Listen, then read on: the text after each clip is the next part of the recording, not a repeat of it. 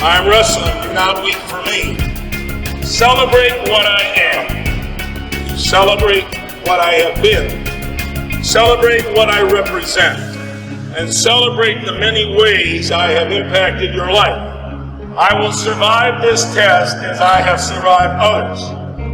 I am forever etched into the very fiber of all mankind. The world needs me. Time is on my side. History guarantees me. I am wrestling. Do not wait for me. What's up, everybody? This is episode 12 of the T. Rowan Funky Show. I'm your host, Ben Askren, joined by two-time NCAA champion Tommy Rowlands. And Getting better. We're sponsored, as always, by Defense Soap. Defend what you've built, and All Force Nutrition.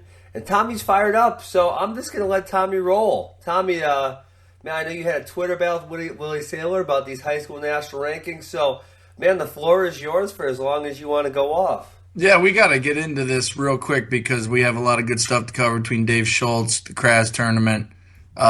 We got a good guest on today. But, yeah, I wanted to talk about our man Willie over at Flow.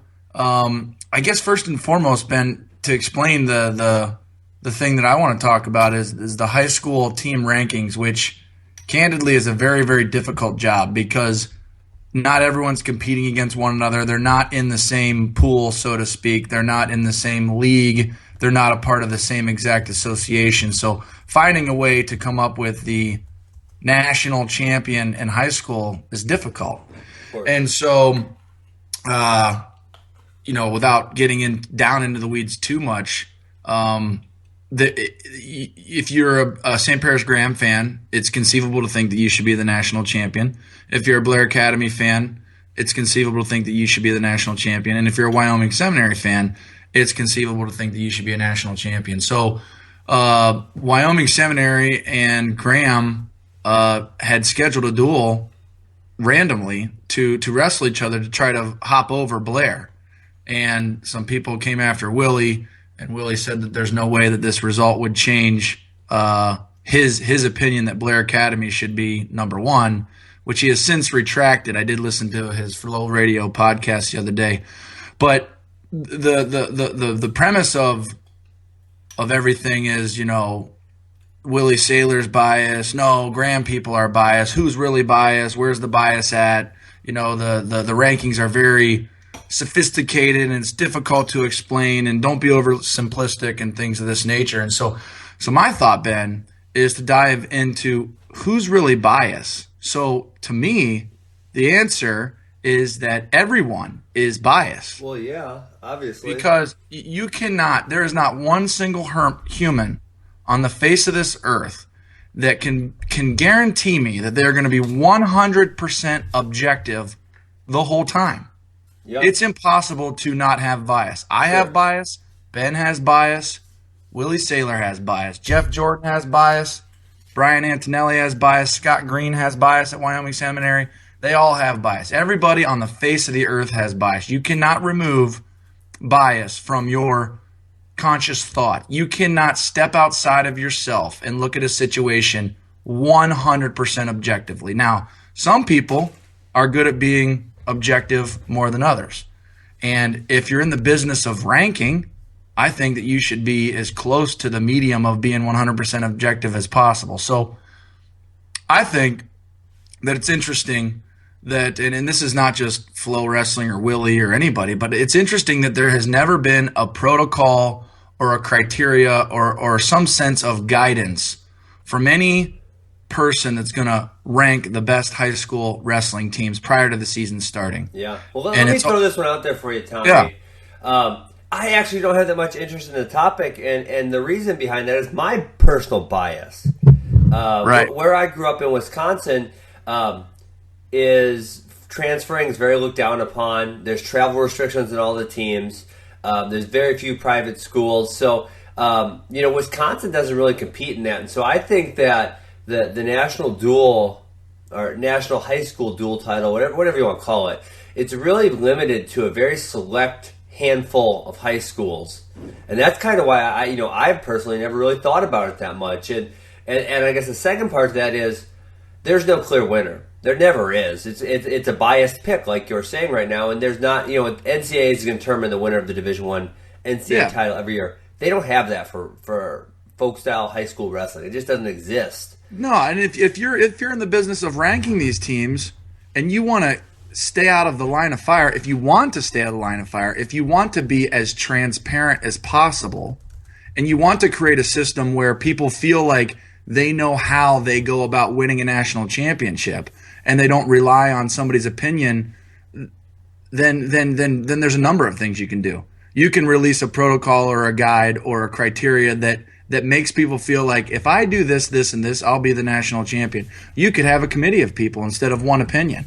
You could have a coaches poll. You could do a lot of different things that would make people feel more comfortable with, and this is. Let me ask you a question though: is if Willie says this is a national champs, are they really like? Do they get a trophy or what do they? No, get? there's nothing official, Ben. So they don't get like a plaque or a trophy or nothing. As far as I know, I'm going to be perfectly honest and say that I'm not an expert on how all this gets done, but there's nothing official about being a high school national champion. I mean, there's different publications that name you one. Yeah.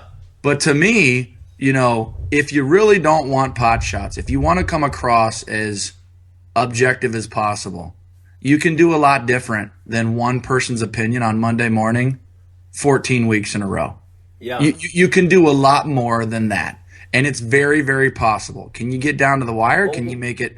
You can do a lot more. And why doesn't someone make it official then? Well, I mean, why doesn't Win or Flow or someone make it official? Or if you did it for a living, maybe you would have the time to figure it out. Yeah. And so if I'm in the business of doing this, I'm going to figure out a way to come across as objective as possible by implementing things prior to the season started, by including other people or other groups or other entities that make it more legitimate than, it's pretty complicated and sophisticated and you're oversimplifying it and you're biased. I am biased, and so are you. Everybody on planet Earth has a bias.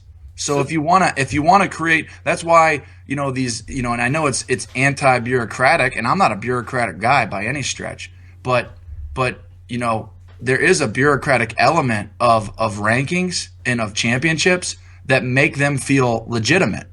And so I mean, Willie's people are attacking me. People are attacking me. Yeah, they're going to attack you. You're one guy. You are an easy target.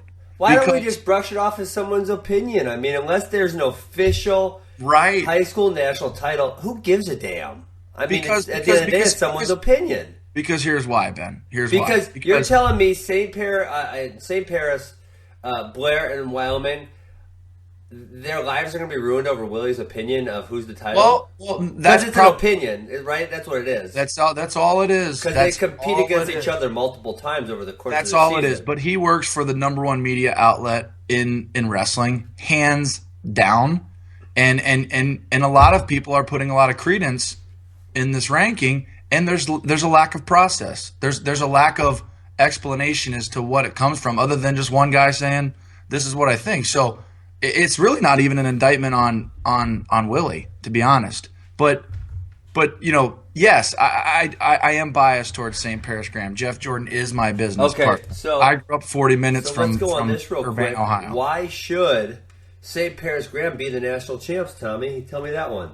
Why should or why could? Why could they be? And why should they be? Whatever. Why could they be? Why should they be? Because they were third at the Ironman behind Blair and Wyoming Seminary and Blair, but they beat Blair Academy, who's currently ranked number one, in a duel. So they have the most recent. Okay, how bad did they beat him? Was it? They beat him 7-7.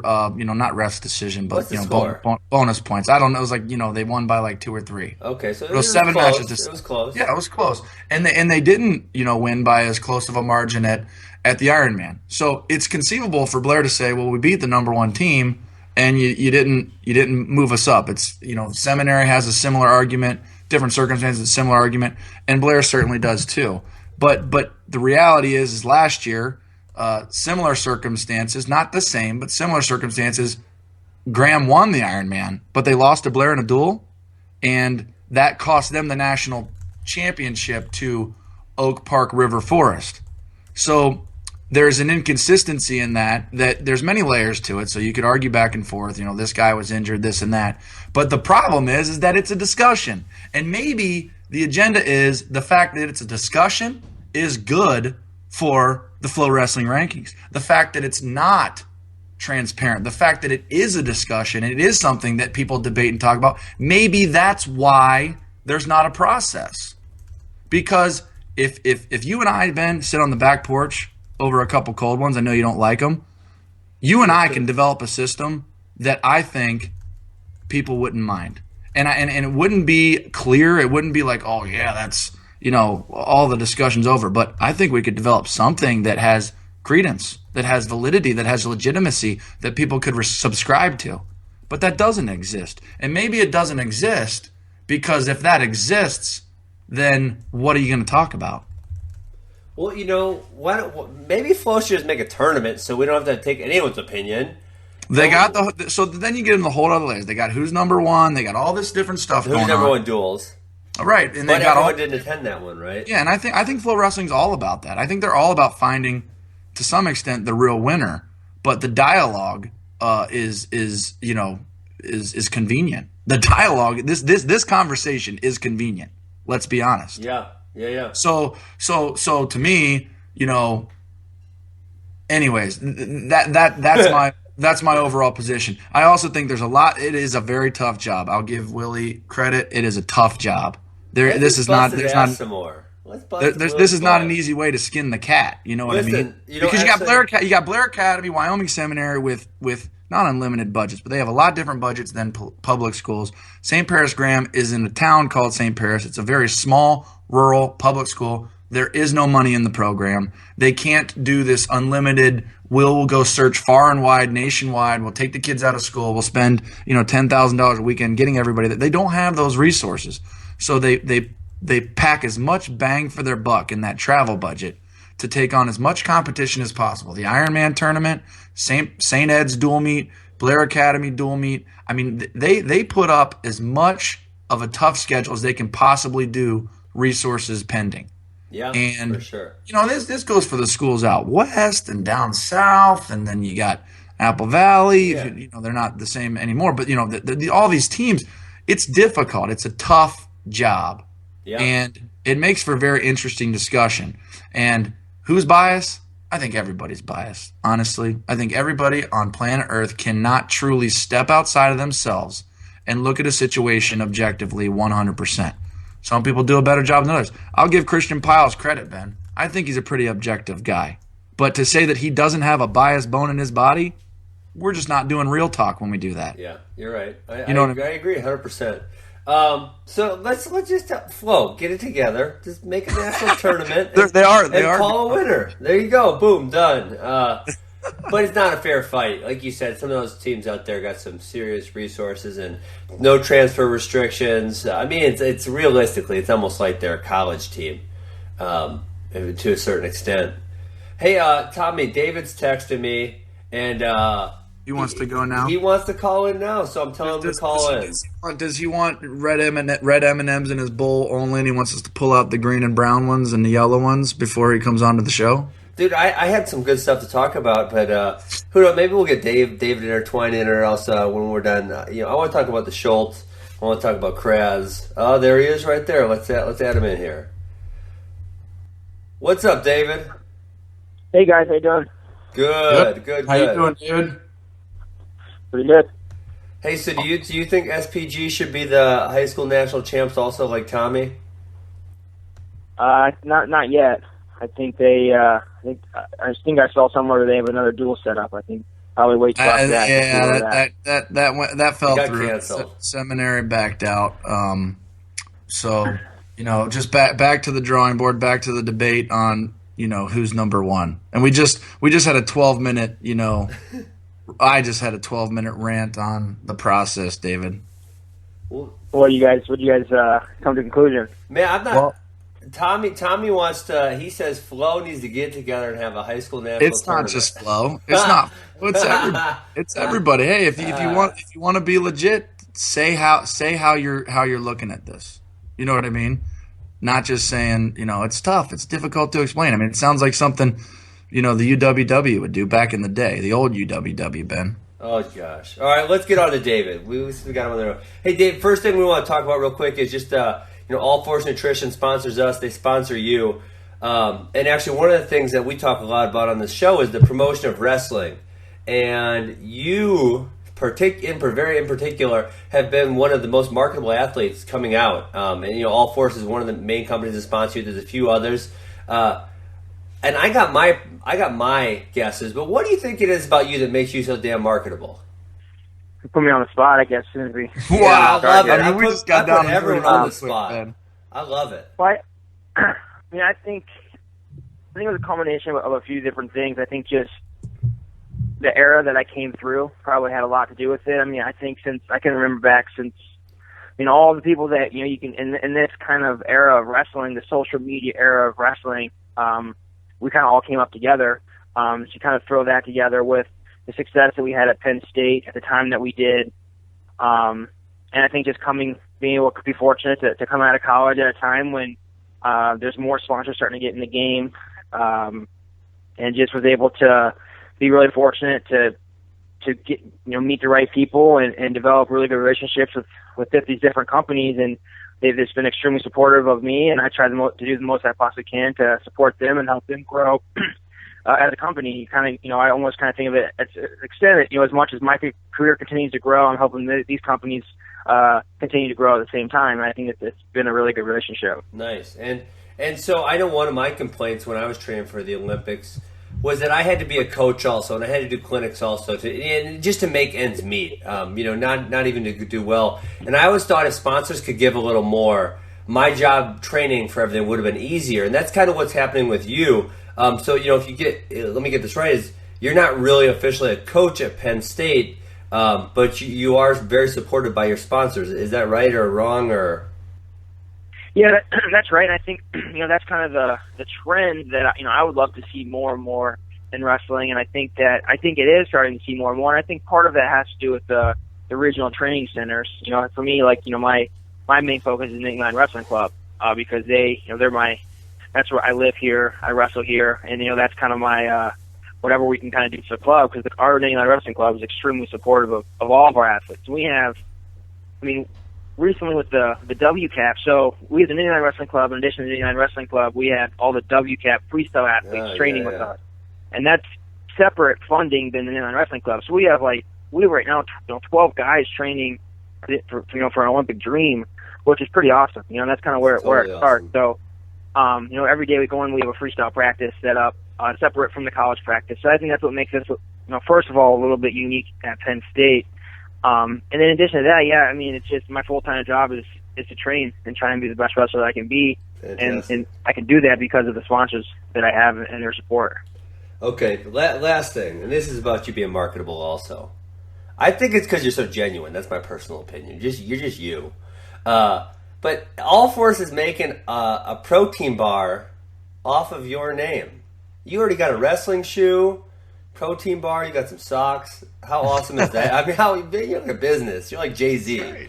You're not a businessman. You are the business. Do you got a nightclub, David, in State College? Jay-Z is a separate entity. He does like 4 asterisks by his name. That dude's promoting about everything in every possible which way, which is awesome. I got to kind of tip your hats off to JD, but it's crazy. As a kid, you kind of you want to have all these things. You see them in different sports. You see them in football, and you see them in basketball. Like every kid right now, you see Cam Newton and all the different things that he endorses, but most wrestlers don't really see that in the wrestling community.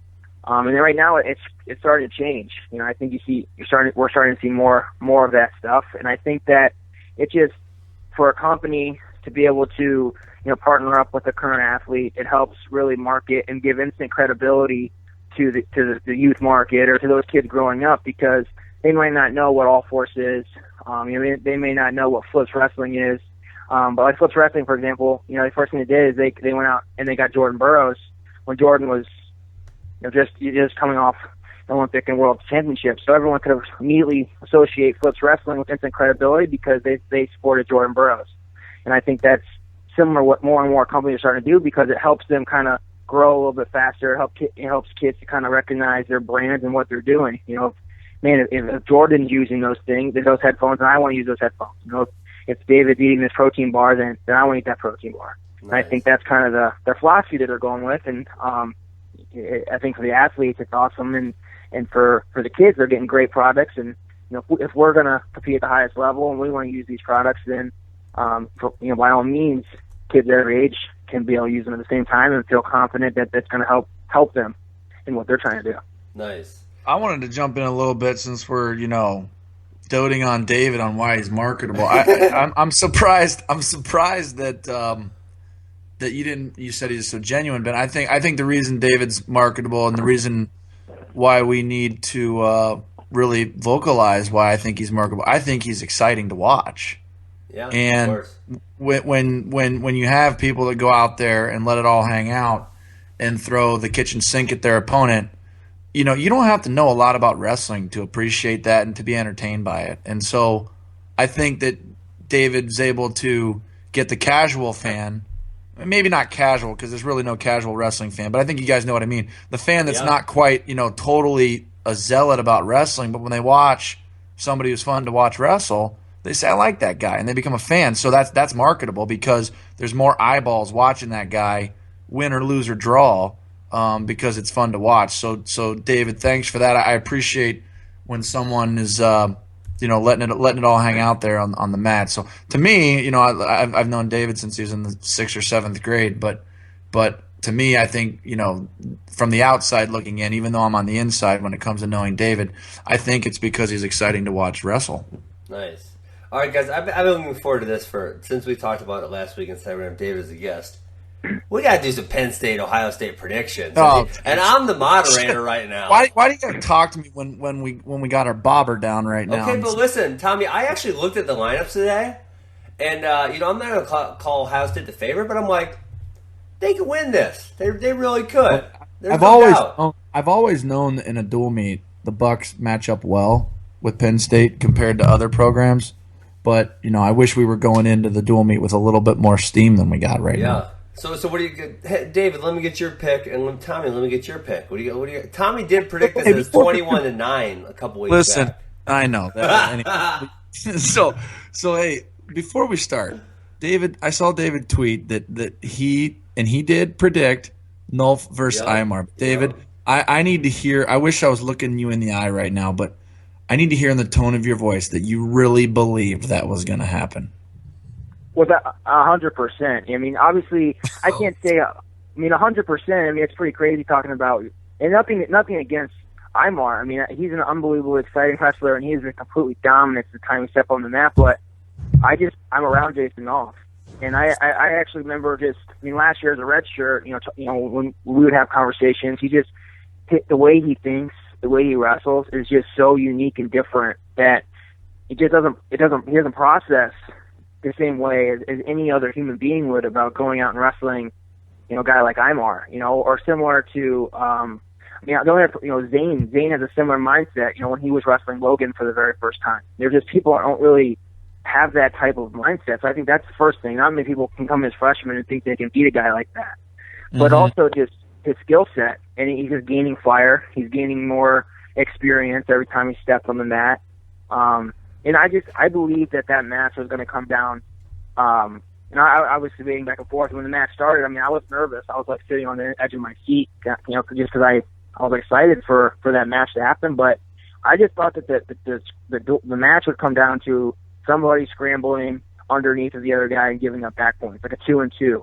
And it happened early. It happened like almost. Imar tried to roll underneath, and Nolf kind of like caught him in the Grand B, and the ref counted 2 back points. And he ended up not confirming the back points. But in that scramble right there, I felt like that was a good indication of how it was kind of going forward. And the other reason that I felt confident with Nolf is just, I've kind of been in Imar's shoes. It's from the time almost the worst thing that happened to him was the day he was undefeated national champion as a freshman, because every time that's happened, every time that he's looked at something, read something, someone's talked to him, the comparison right away is to Kale and being undefeated for your whole career. And that's just a very tough so that's tough to when you got this kid coming up, this other freshman that's coming up and having a great season so far, and you're that guy who's just he's an undefeated national champion. He's undefeated in his career, and all of a sudden you just start thinking about that. I think it's hard. It makes it you start thinking about more than just wrestling. As a freshman, and you guys, I'm sure both of you guys can kind of remember back. As a freshman, you go out there and you're just wrestling. Nothing really matters. You don't think about anything else. You're just trying to be a national champion. By the time you get to the NCAA tournament, you start thinking about it for the very first time. Or by the time maybe you're a sophomore, you kind of think about it for the first time of maybe some the other things that are going on outside of just wanting to wrestle. And I think all of that kind of played into that match a little bit, which is why I felt good about North in that match. Yeah, and I know Max. Obviously you did this too, David, but it's rare. My brother went. I think he was 33-0 before he took his first loss his freshman year, and I remember the Kale talk started at about 18-0 or 19-0 when he got to number one, and he started hearing it in all the interviews. And don't think it's not something that they don't hear all the time. And so I thought Imar was hearing it all the time, but I just thought he was kind of just a little bit different, kind of like you're saying about Nolf. I just thought he was just a little different. What maybe wasn't going to affect him, but obviously it did. Hey, but you guys are stalling. Something that Tommy Rowlands and David Taylor don't. I don't think David's stalling. They're stalling because I don't have a prediction on this duel yet. Oh man! Give me a score. Oh, jeez. Well, I'm the host here, so I think it's only fair for Tommy to pick first and to let him know what we think. Okay, all right. I'll take the Buckeyes at 25. 41. Okay, I thought you were giving a score. Well, this is how I do. When I was coaching, this is how I did this in my head, and then I went backward. 25, 41, 65. Don't call Miles.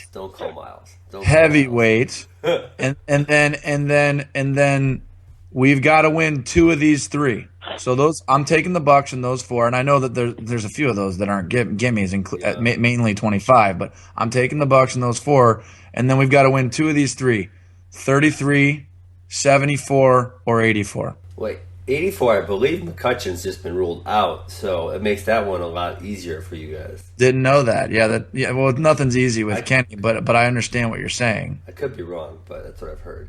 So that's my position. I'm putting us in four, and we got to win two of those three, 35, 74, 84. So give me a score. I don't know. Whatever that means, whatever that is. I don't see Penn State getting bonus in any – well, geez, rather – Oh, geez. Please don't – I hope they don't throw You don't think Steve Penn State can get bonus in a single match? He's crazy. He's crazy. I agree.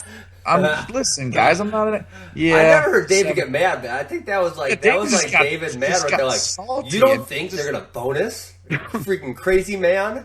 57, they can bonus, obviously, and then 49. I don't want them to throw Hunter out there. That'd be bad news. I haven't talked to anybody since. Don't put Hunter out there. Not that I would share if I knew some details, but anyways. So that's what I'm taking Ohio State in 4, and then they got to win 2 of those 3 that they're not favored in, but they could win. So you're taking Ohio State. We'll say 21-16. Yeah, I'm never going to not take Ohio State because you know why, Ben? I'm biased. All right, David, what do you got? Well, as much as Tommy is biased to Ohio State, I'm going to be biased to my Nittany Lions. Of course. But I think, Nico at home, I think for the same reasons that we kind of talked about this a minute ago. I think Nico wins that match. I think Conaway wins at 33. I think Guban can win at 41. I think 41 is.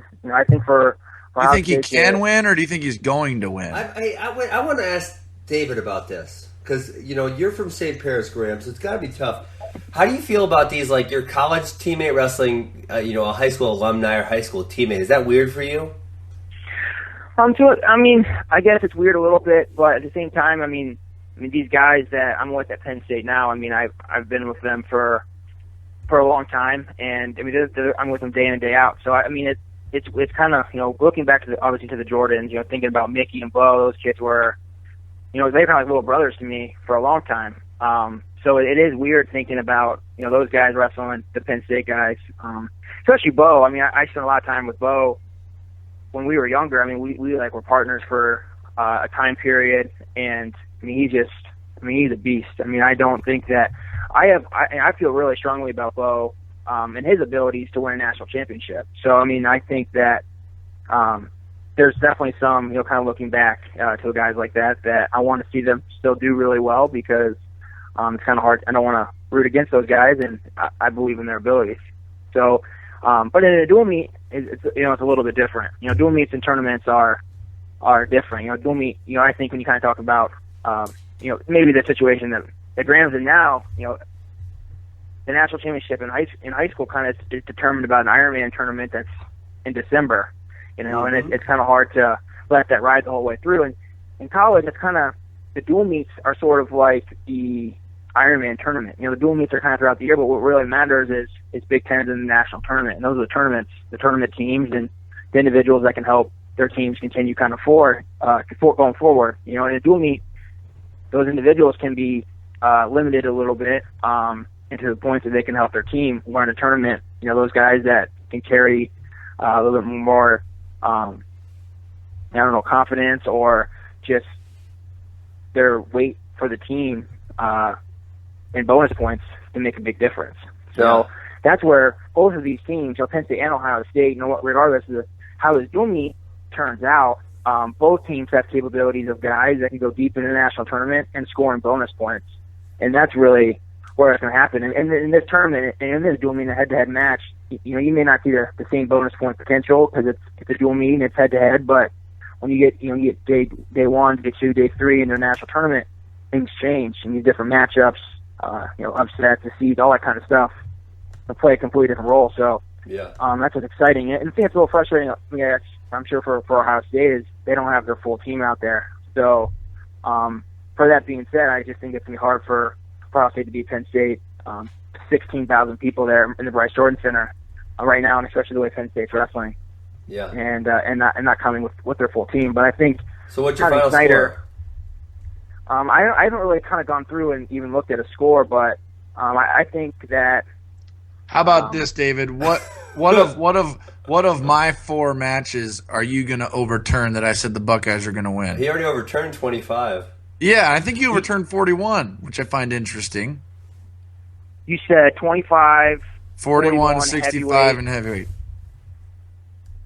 25. I mean, 25 would be the one of those 3 that are going to make it really difficult. I think we win 25 and we pick up bonus points. But I think, for Ohio State, for them to want to be able to stay pace, I think at 65 at heavyweight, it's important for Ohio State to try to pick up as many bonus points as they possibly can, because I think that's going to be necessary for them. Mm-hmm. Yeah, 49. Well, 49 could be bonus. 57 could be bonus for Penn State. So I'm trying to think. Is there any others? Oh, 97. Yeah. But if Mark Martin's in there, it's kind of hard to throw it on him. But Morgan McIntosh is wrestling good this year. Yeah. So I got my tail between my legs a little bit, but I'm not going to say the Buckeyes are going to lose. You'll never hear me say that. Well, since I'm non-biased, oh, here we go. I'm gonna go. Here, I'll go right through. I'm gonna go decision Tomasello 3-0. I'm gonna go decision Conway 3-3. I'm gonna go decision Micah Jordan. I'm gonna go pin Zane. I don't give a damn who they throw out there. 9-6. 9-6. I'm gonna go tech fall Nolf. No, I'm gonna go major Nolf. I'm gonna go with the major for Nolf. 13-6. 13-6. I'm gonna go major for Bo Jordan. So that's 13-10. Nickel by decision, 16-10. Courts by decision, 16-13. McIntosh by decision, 19-16. And is Snyder back in the country? 19-13, you mean? Yeah, he ain't a pinner, so I'm gonna go 19-18. So he's gonna tech Penn State's heavyweight. Yeah, because Snyder's not much of a pinner. Yeah, especially if a Penn State guy, especially if the Penn State guy knows he's in front of 16,000 people, just don't get pinned. Yep, he ain't getting pinned. It's a tight duel. I mean, it's should be fun. Yeah, should be fun. Dave, you want to talk about the Hodge race, or you got to go? I know you're a busy man. No, I mean, I think I can talk a little bit longer. I think the Hodge race this year is going to be really exciting. So let me get your thoughts on this. I mean, you obviously they read the criteria. How Wynn puts it out, and I get a vote, and you get a vote also as Hodge former winners. I feel like when someone like a Gwizdowski or a Alex Dieringer comes in, being undefeated last year and an extent of the previous year, I feel like I give them credit for that, and I'm almost giving those guys a head start. Do you think that's unfair of me, or should it be just this year? Or what's your feelings on that? I think going into the season, I think they definitely have a head start. But I think the Hodge Trophy, as much as it's determined on your previous accomplishments, I believe it's the best wrestler in a given year. So, and looking back at some of the Hodge races that I was involved in, my sophomore, junior, and senior year, there were multiple guys that, similar to this year, that were very dominant. And I think it's kind of similar to, there in one year you're talking about we had, Logan, myself, Ed, Kyle. Well, Logan didn't go undefeated either of the years that you won the Hodge, correct? Well, yeah, you lost to my senior year. I really kind of believed that Ed and Logan, almost because I already won one, so I thought that kind of going into it, I was at a disadvantage because neither of those guys had won, and they both had lost that year. So I think that made a little bit of obviously made a difference. If those guys both had gone in undefeated, then I don't really necessarily know how it works out. So I think, right now, and Gwizdowski and Dieringer are both undefeated and are both wrestling very well. But I think the way that Zane's wrestling right now, and he's already, I don't know, it's just hard to say. I know what you're saying, and I know that these guys already have established. What did I text you the other day, Ben? Oh, I don't know. What did you? It was about Rutherford. I said I think he's the guy right now. I must have missed that. I'm gonna look back right now. I said I think he's best pound for pound right now. Oh, okay. Same as the Hodge.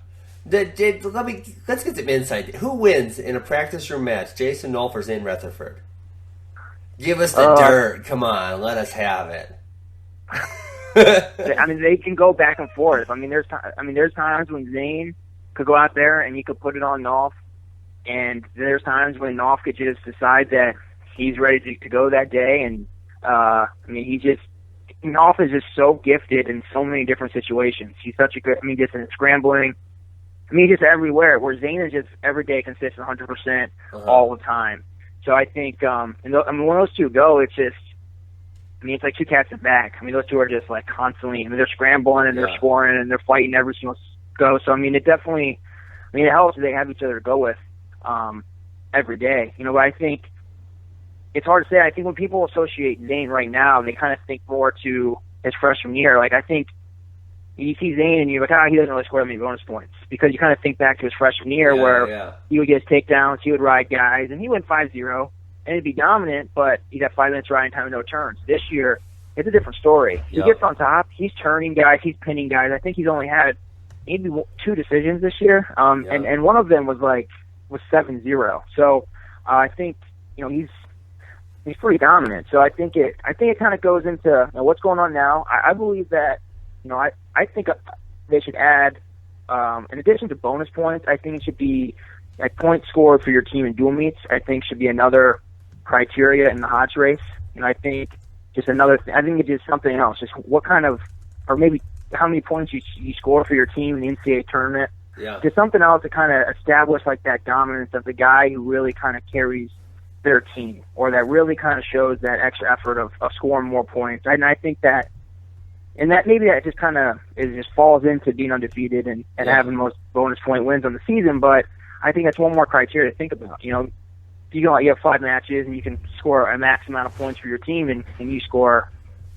I don't know. I can't remember the scores are. But if you're a half a point less than the absolute max that you can score, you should right away be at the top of the list for the Hodge race, just because of that's the most recent thing, the national tournament, and how you compete there. So. Definitely. It's definitely right now. I think it's a tight race. There's a lot of guys right there. I looked from the other day, and I didn't realize how many undefeated wrestlers there are still. Yeah, sometimes seriously. at this point in the season, there's only a couple undefeated wrestlers, and it's just kind of, okay, this guy's undefeated. He's at the front of the list. I think right now there's You guys probably know more than I do. I mean, there might be 8 to 10 undefeated guys. I think it's even more than that. I think it's in the double digits, which, I agree is ridiculous because usually by this point in time, there's way less than that. I don't know what it is about this year, but I feel the same way. So, I don't know. It's definitely an exciting year. It's been exciting since I can remember looking, since I was a kid looking on and watching when you used to wrestle Chris Pendleton and those kind of matches. Damn it, David. Hey, I'm just saying, as a kid, I remember looking. They were fun to watch. Looking and all the other lists of how many wrestlers, but you go back in time. The way you wrestled. You went out to score points all the time. Mm-hmm. And you didn't care who you wrestled, and that mentality. I remember looking back at that as a kid, and that's a guy you want to go out and wrestle like. You were fearless, and I think you see more and more as the time goes on. I think you see more and more guys going out and wrestling, more fearless, more exciting, wanting to score points. And how many? You said double-digit undefeated guys right now. There might be a handful of guys that are hanging on to 1 or 2 points, but that's the reason that we're not talking about them right now. It's because they're only winning by 1 or 2 points. You're talking about 6, 7 guys that have 80+% bonus point percentages at this point in the season. That's pretty impressive, and I think that's just good for wrestling in general moving forward. Absolutely. Well, all right, man. I know you're busy. I appreciate you coming on. We had fun. Any parting words for us? Well, I just thank you guys for having me on. I think it's I don't know. I think it's fun. I think it's fun to kind of talk about wrestling and talk about different people. And it's our I don't want to lean one way or the other too much, but at the same time, I love Penn State. I love these guys here at Penn State, and I want to see them do. I want to see them do well. So, it would be weird if you didn't, David. I agree, 100%. But it's exciting. This is going to be an exciting weekend, and at this point moving forward, it's so close, and at the end, the Big Tens and Nashville are right around the corner. So it's that kind of that end of the season that becomes the most fun. You really see. I think we'll see a Hodge race. I think will really kind of open up here towards the end of the season. I think those undefeateds will shrink down a little bit, and I think we'll have more of a clear picture here in another month and a half. Cool. Sounds great, man. Have a good night. Thanks for coming on, David. Yeah, thanks, guys. Tommy, still there? What's up, brother? I'm here, man. Hey, that was so funny last week when Andy popped in after we thought he was gone for like 2 minutes. Oh, my God. All right. I want to bring the heat on the Hodge race for a second. David's such a good guy. I don't want to get him I'm the bad guy. I like bringing the heat, and I didn't want to get David intermingled in that. So, hey, I want to talk about Hodge decisions over the last couple of years. I was looking at this list. 2 of them that really bothered me. As a former Hodge, I get a vote now. So 2 of them that really bothered me. Number 1 was, and I think there's really only 3 that were very debatable. 2010, where Ness went over Varner. That was debatable. It was up in the air. I didn't have issues with it. 2 things I did have issues with on the Hodge, and maybe you can tell me I'm Ben, you're crazy. 2011, Jordan Burroughs wins it, right? Mm-hmm. He's deserving, of course he is. And him and Anthony Robles, who I coached at Arizona State, were both undefeated, very relatively similar bonus point ratio, right? And they picked Burroughs. I'm good with that. But here's what I'm not good with. In 2001, they awarded Nick Ackerman of Simpson College a Hodge Trophy because he won a national title as a W amputee, which that's great. I don't deny how great that accomplishment is, right? But if you're going to set the precedent that you're going to give Nick Ackerman a Hodge because he overcame an amazing obstacle, why don't you give it to Anthony Robles when he overcomes even a huger obstacle by winning the Division I national title? Yeah, and Ackerman shared it with Cale. It wasn't that he got it exclusively, right? You're right, he shared. But, either a Hodge is a Hodge. It's not like Wynn cut it in half and gave half to each person. Right. So, I think if you're going to set that precedent, and, Wynn's an Iowa-based magazine, Simpson College is in Iowa, someone probably said this is a great story, which I agree it is. But if you're going to set the precedent, and then, Anthony Robles does something greater by winning a Division I title, I feel like you got to give him the award. Yeah, no question. I think the other one is Emmett Wilson won it my senior year, which was puzzling, but I had a loss, so I couldn't really complain about much. But you had Matt Gentry, who went undefeated in Division I, and they and they gave it to Emmett Wilson, who won the NAIAs. I believe he beat Damian Hahn that year, but Hahn was fat and out of shape at the beginning of that year. He beat Damian Hahn, and he won Vegas, and he won Midlands, but he didn't go undefeated and win the Nationals. So wait, I thought he was undefeated. No, he didn't go undefeated and win the Division I national tournament. So to me, yeah, so I thought Gentry should have, could have, would have got it.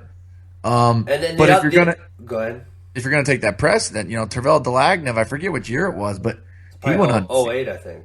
He went undefeated, beat Dustin Fox by a wide margin. Yeah. In the Midlands finals, and he didn't get it. I don't know who got it in his place. Yeah. Was it you? It was Metcalf. It was Metcalf, and then that was the one I take offense to, because I feel like the criteria is number 1 record, number 2 pins, number 3 dominance, and the guy I thought should have won there, which you could make a good argument for Terrell, no doubt, but well, Terrell wasn't a pinner. But Keith Gavin was undefeated Division I national champ, but he wasn't dominant. That wasn't Keith's style. He just wasn't. He didn't have that amount of offense. Never was. But I mean, going undefeated in Division I season is a freaking accomplishment and a half. And I just felt like Metcalf got it with a loss, and he got pinned that year. He got pinned by Darren Caldwell. By Caldwell at St. Ed's High School. I remember that, and I do take issue with that. So, and I think even Metcalf would. Yeah. Because if there's anybody that associates with winning and losing, it would be that guy. So an unblemished, a big 0 on the loss column is impressive, even if you won 5-2 every time. Yeah, I agree. And so I think if there's a 0, I think you go. How many zeros are there, right, in Division I? You pick from them. If there aren't any, then you go to the next best guy. But I don't think you can pick a guy with a loss. And some people argue that point, but I don't agree at all. 100%. No, I don't either. I'm with you on that. Cool. I wish I wasn't with you because it makes for better entertainment, but I'm with you. All right, fair enough. So Hodge Trophy race this year. You want to predict who you going to predict? Well, who am I going to predict, or who do I think's wrestling the best? Because who are you going to predict gets the award? I'm going to predict that it will be Derringer. Okay, I'm going to go with Gwizdowski. Well, beating Kyle Snyder in the NCAA finals. Yeah, if he beats Kyle Snyder, yeah. If he beats, I actually think Zane Rutherford deserves it the most right now. Yeah, I mean he's. I do. I agree with David. I think he is the most dominant right now. Yeah, and I mean as a voter, and I'm giving all my cards away. As a voter, the way I kind of see it is,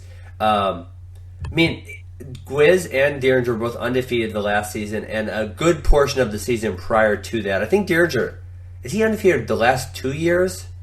I don't know that. I know he was undefeated last year. He may be. So either way, I mean, Tommy, do you know how hard it is to go into season undefeated for 2 seasons?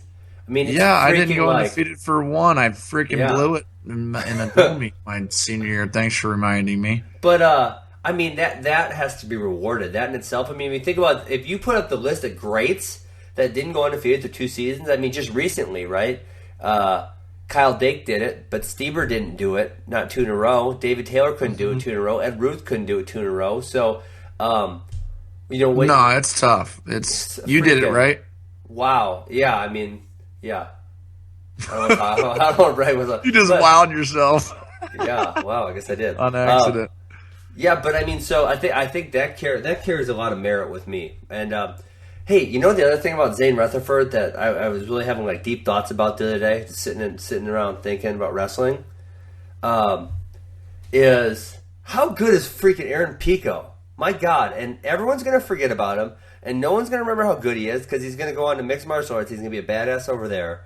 He's very. I think he's very unlikely. Smashed Rutherford in the Fila Juniors. Like 6 in a row. I mean, he beat him like 6 in a row or something insane. That is.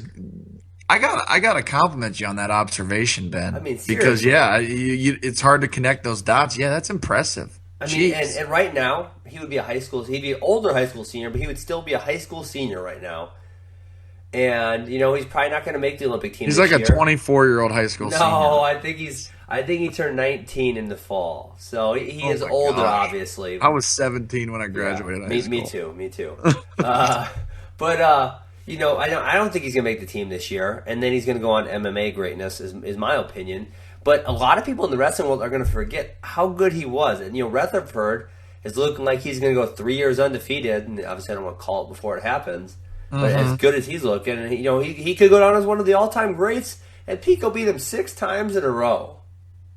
And I don't remember all the details, but I want to say handily, right? None of them were that competitive. None of them were barn burners. Pico has never had to come back from big deficits or anything. Yeah, I mean, I don't want to say it was easy, but it wasn't that close. Take it another step further. Just think of the throw that Reese put on Pico. Oh my! He killed him. I just randomly thought of that. Damn near killed him. Wow. All right, so I'm taking Gwiz, you're taking Dieringer. Rutherford can make it interesting. Obviously, he hasn't wrestled Sorensen yet. I'm going to take Rutherford. Oh, you're changing now. Yeah, I just think the way he's wrestling. I mean, if he continues on that path, don't you think he's the most dominant thus far? And I know Gwiz has been throwing it on people. I know that, but yeah, Gwiz's issue is he's not a pinner. In a heavyweight, you're not going to rack up a bunch of chill points or whatever. Don't like heavyweights. Well, but no, heavyweights can pin, right? Heavyweights can pin, but he's not a pinner. No, he's a wrestler. Yeah, but wrestler, it's hard to get like at the lightweights you can hit a bunch of tilts and score a bunch of points and get tech falls. Heavyweight, you're not doing all those fancy turns, so you just got to turn him over and put him flat. And he doesn't do that very well. You talk about Mako did it really well the other day. You were talking about that. Pinning? So, yeah, pinning people. Yeah, he pinned a lot of people. Just break their arm off or something like that, and then roll over and pin them. So, I think when you're thinking about heavyweights, they're not going to be a tech fall guy like like an Isaiah Martinez or a Nolf. They're going to be a pin guy, and he's just not a pin guy. So, right. But nevertheless, I don't know that you can totally hold that against him. Wow, I just looked up Pico. I was just thinking about it. He's beaten Frank Molinaro, NCAA champ, Kellen Russell, NCAA champ, Kendrick Maple, NCAA champ, Jason Chamberlain, NCAA runner-up. I mean, my God. Impressive. Freaking impressive. Insane, obviously, who we talked about. 23-year-old high school senior. Wow. Just wow. Wow, that's impressive. It is. Yeah. Okay, Hodge race. So I got crowds on here. Let's talk about the Hunter Stieber was a hot topic. You mean Logan or Hunter? Oh, Logan. Yeah, my bad. Logan, and then Snyder obviously took a loss, and anytime the world champ takes a loss, the hot topic. So what do you got on those matches? I watched the Snyder loss. Actually, ironically, I didn't know who Boltukayev was other than his name. I know he's got the bronze in 2013 for Russia. But when I watched the film, I trained with that guy for a week in Russia. In 2000, he was pretty young then. He's like 20 or 19, but obviously I knew he was good. So was he like a 185 pounder before he got on the steroids? No, I think he was up at heavyweight. Maybe I forget. The face is very familiar. I remember training with him, but he looks like a total roid head. And, he's so huge. I mean, but just the freaking way huge. Yeah, and the definition just looks a little bit roidy. Yeah, but anyways, the guy won fair and square. Then he beat Varner that night. But the guy's world level. It was a tough loss for Kyle, but nothing that makes me say he can't win the Olympics. But I did find it interesting how well Varner wrestled. Yeah, and I would say that Snyder got jacked a little bit. I don't think he should have been put on the clock. But you know what? I don't think it changes. How about that backflip though? Wow, that's the whole scramble. Wow, really impressive. That was a wow. That was a wow. Seriously, but I think I don't think it changed the outcome of the match. I think if Boltukayev, if he gets put on the clock, I think he's gonna stand there and stare at Snyder and give up a point. Right. And they ain't gonna put him on the clock again. And even if they did, that's 2-2, and he has the 2-pointer. So that's just not gonna happen in Russia. And should Snyder get put on the clock? No, but I always use this as a thing to my wrestlers is it's a perspective thing, right? Now that Kyle Snyder is the world champ, everyone's going to do everything they can just to keep it close. Whereas before they're opening up. This is some punk kid, and, junior world champ. Yeah. Welcome to the new level. All that stuff. And they open up, and he scores defensively a few times, and the match becomes easy. But now everybody's going to do everything they can just to keep it close. And, oh yeah. So he's going to do what Burroughs did and just take it to a whole other level and develop an arsenal of offense that's hard to stop. That's going to be tough to do. Not many people have done it. Yeah, you're right. Where it's just like that every year. But yeah, I do agree with you. And he looked fine to me. There's nothing about the way that he wrestled that makes me feel like he can't do it. It's just proving that it's not an easy thing to do. And then Logan Stever, I did not get to watch his match, but it sounds like it was wild. You know what? It wasn't as bad as a lot of people made it out to be. There's a few situations. Well, you know what? I think it could change the outcome. But I could almost kind of see where the ref was coming from on it. Like, I didn't think like, hey, they're totally trying to cheat him. I thought, hey, this is a pretty bad call, and I probably wouldn't have made that same call. But that's the deal with freestyle. It's very subjective. A call can go 8 points different, right? If you think it's 4 points one guy and it's 4 points the other guy, that's an 8-point difference, which is a huge swing in the match. Which is obviously, one of my issues with freestyle is the ref can be so determinant in the match. Which I agree, but I think the same thing goes for folk style, man. I mean, not to that extent, though. It's so hard. Right. Yeah, so let's see, what else we got? Dave Schultz. I already complained about one thing, but I got to complain about another thing, Tommy. So I turned on the new tournament logo. Oh no, that was cool. I actually the Sly Fox, baby. Yeah, my wife has a Dave Schultz shirt now, and she loves it. Awesome. So what do you got? What beef do you got? Okay, well I turn on. I say I want to watch the finals of this. Are we going after the establishment? Every damn time. I want to watch. Let's go. I want to watch the finals of this Schultz. And I turn it on, and it's Alan Waters, and he racks up a tech fall, right?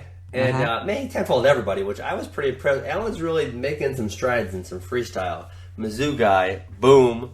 Not to brag about another Mizzou guy, but so they kind of like pan to the crowd, and it's like 47 people, and like 3 of them are clapping, and it's like the magnitude of this event is big, right? Because this is one of the only qualifiers left to go to the Olympic trials.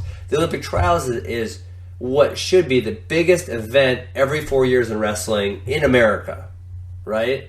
No doubt. So it's a pretty freaking big deal that to qualify for the trials, to give yourself a chance to make the Olympic team.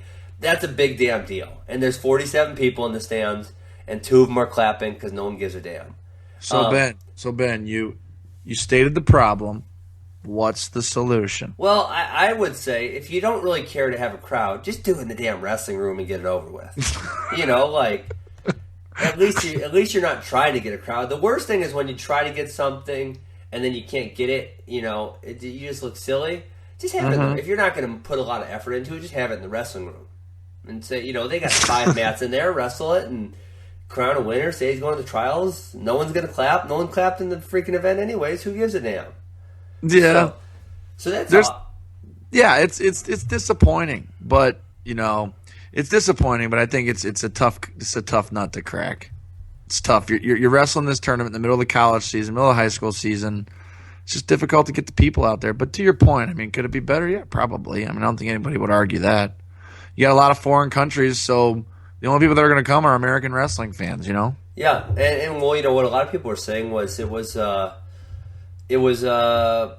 o'clock on a Thursday or something. So how's anyone going to show up? And I agree, but why would you host it if you want people to show up? Why would you host it at 4 o'clock on a Thursday? Right. Just have it in the wrestling room. Why make an attempt? I mean, I don't know. I just it's interesting. Yeah, it's Okay, well, I'll propose a solution. Let me tell you why, Ben. Let me tell you why it's hard for me to jump on the train with that because I don't have an answer back. I got an answer. I'll give you an answer. The crowd? I don't think anybody could argue the crowd was probably not good. There weren't anybody in attendance. The energy, the vibe in the gym was not representative of the wrestling that was taking place. I don't think anybody's going to argue that. But what is the answer? How do you fix that? That's why I feel compelled to not criticize because I don't even know where to start. Okay, I'm going to start because you're right. I'm going to suggest a solution. They're not going to listen, so it's going to go into thin air. Okay. I mean, if let's it were hear it, me, man. Sell me, baby. I would wrestle all the preliminaries of all the events, men's freestyle, men's Greco, women's, in the morning, and then I would find an event center somewhere, and then I would try it in Colorado Springs. If you absolutely cannot get a crowd in Colorado Springs, I would go elsewhere. Right? So you get all the hogwash out of the way. All the hogwash. Get to the meat of the event and hold it in an arena and get people to come. And honestly, I would even go as far as saying I want about 10 matches, and I think there's 20? Would there be 20-some total if you count every single weight? So I'm going to even the uninteresting ones. I'm going to kick them out. I'm only going to take the best 10. Forget everybody else. I do like that. Right? We're going to take the best 10. We're going to go to an event center, and we're going to set up a real deal promotion, and I'm going to spend thousands of dollars marketing it, trying to get. I'm trying to pick something small to start with, maybe a 1,000 people venue, 1,500 venue, something fairly small, so I know I can fill it, and I'm going to try to get 1,000 people there. I'm going to spend a lot of money to try to do it. And build the event, because I think that's how you build wrestling events. You know what, Ben? I give you a lot of credit, man. I gotta say that's a good proposal. I like it. I'm in. Sweet. Let's do it. And then one thing I've thought about over the course is if there were, say, 3 or 4 or 5 American international events, I think you could kind of like surfing does this, NASCAR does this. But to make it more lucrative for athletes to show up, because obviously your best athletes are going to draw your biggest crowds. There's no doubt about that. You could do a point series where first place gets 10 points at this event and then this event, and then the winner at the end of the year, that weight class, gets $5,000 or something. And $5,000 means a lot to some I really of these like wrestlers. that. I mean, and don't tell me some sponsors wouldn't get behind that. Tell me Flow wouldn't get behind that. And you got to make the event and the matches have meaning. It's all about meaning. If something doesn't have meaning, it doesn't matter. Doesn't matter. Right. That's why when Chael says when coaches say nothing matters till nationals, he said he turned his car around and went home. I agree. Because they said it doesn't matter. So let's go over one more thing. I'm not going to shake up the establishment. I'm just going to give them a little boost. I'm going to help. I think you're being good today. Okay. You're doing a great job. You're constructive. You're constructive. So let's help out, Tommy. We've been helping out the NWCA so much that they're probably going to send us a check. They might need to sponsor our show. We're helping them out so much. Let's do it. So this National Dual Bowl thing that's happening, right? So let's remind our viewers. The NWCA has changed their philosophy on the National Duel 7 times in the last 7 years. And this year what's happening is the number 1 Big Ten team is wrestling the number 1 non-Big Ten team, number 2, number 3, number 3. And the number 1 versus 1 will determine the National Duel champion. Mm-hmm. So what I was thinking about, Tommy, was if the Buckeyes beat Penn State, that will mean Iowa goes for the National Duel title. So this duel not only has meaning in the fact that we want to see all these good matches, but this duel between Ohio State and Penn State has meaning in the fact that if Ohio State beats them, Iowa's going to wrestle for the national duel title. That's crazy, right? Oh yeah, sure and is. No one's talking about it, so I think that's a big deal to talk about, and and then Iowa would also host the event then, which means they'll have 16,000 rabid rednecks yelling "stalling" as soon as the whistle blows. And that's good. Do you think Trump will come? See if he can take Iowa back? Oh, he probably. If it would have happened before, he probably would have been there. But I think he lost, so he doesn't want to do that. Are you sad? Are you sad your boy Cruz lost to? I'm a Trump. I think he'll come back. We got a lot of match to wrestle still, so we'll see what he does. And then someone else, Willie Saylor. We'll go back to him. I listen to the podcast. You do too. It's okay. Absolutely. I listened. He came after me. He got. I went after him on Twitter a little bit, but it was fun. I was bored, so. He made the point that if Missouri beats NC State in a duel, that happens next weekend, then it's likely to go Oklahoma State number 1, Missouri number 2, and NC State number 3 in non-Big Ten teams. And then Oklahoma State would wrestle Penn State for the national dual title, right? Right. Well, I think where this gets interesting and where the NWCA's policy is flawed is if Oklahoma State beats Penn State, they're the national duels champs, right? Right. But Iowa will be undefeated at that time and have beaten Oklahoma State. So how could they not be the champs? So then you have don't know. A special wrestle off for them, or what do you do? So what are we going to do then? I don't know. I didn't make the process. I would have thought that one out. Like, because Iowa has Indiana and Montana State Northern. Who knows why they're wrestling that match? I have no idea. That's weird. They have those 2 matches left, and they're clearly going to win those 2 matches. So Iowa is going to finish the regular dual season undefeated. Right. But if Penn State finishes the dual season undefeated too, then Penn State's the #1 Big Ten team, even though those 2 teams have never wrestled. Correct. So this weekend has some implications on the national dual title. Yeah. So who does Iowa just has Indiana and Montana? Is there any other duels other than Ohio State and Penn State that are of note? You mean as far as will have impact on the national duel? Yeah. I mean, like I said, Missouri and NC State, because right now NC State is 20-0 in duels. Hey, remember when you said that you told C. Piles that Missouri should be over? I think Missouri's going to beat them. Let's go through it. Go through it. And I was just at NC State a couple weeks ago, so I actually like those guys. Well, you love Papa. Put out your disclaimers. Yeah, you got no guts, Ben. But I'm going to call it like I see it, baby. I got Mizzou 25, Mizzou 33. I got NC State 41, but we're not going to get blown out. I got Mizzou 49. I got NC State 57.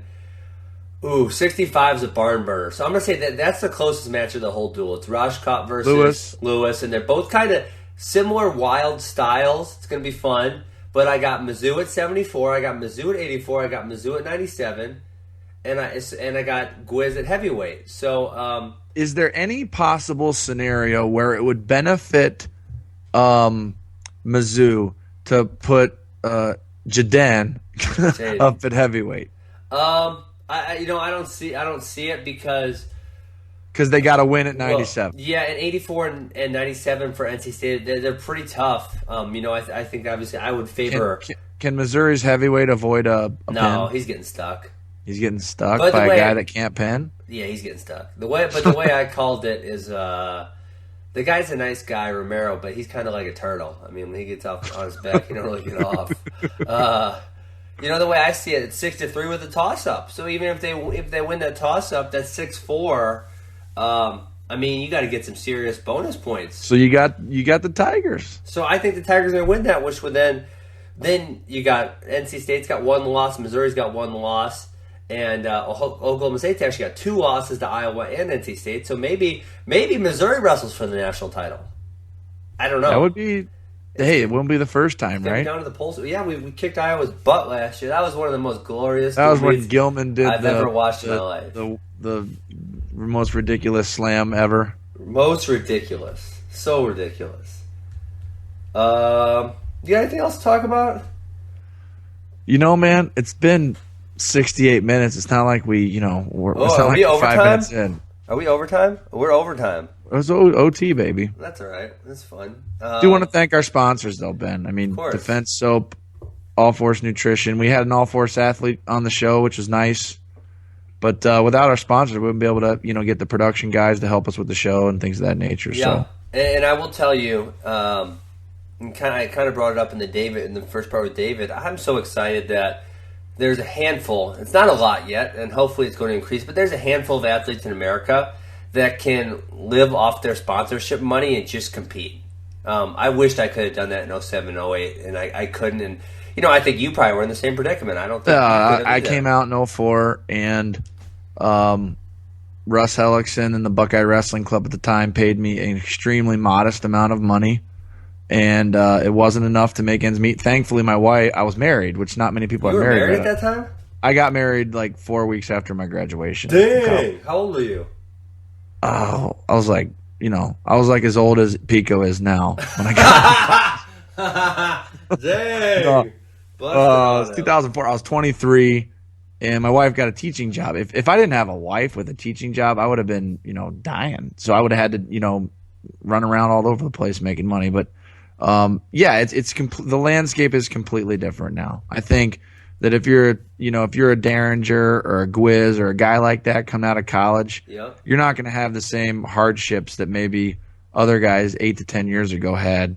And I wouldn't even call them hardships, but it's not really that it's a hardship, Ben, and maybe it is a hardship. I mean, let's just call it. It's not a hardship. It's that you can't be as focused as you should be on being the best on planet Earth. Sure, okay. And that's the challenge. That's a hardship. That is a hardship. Yeah. Exactly right.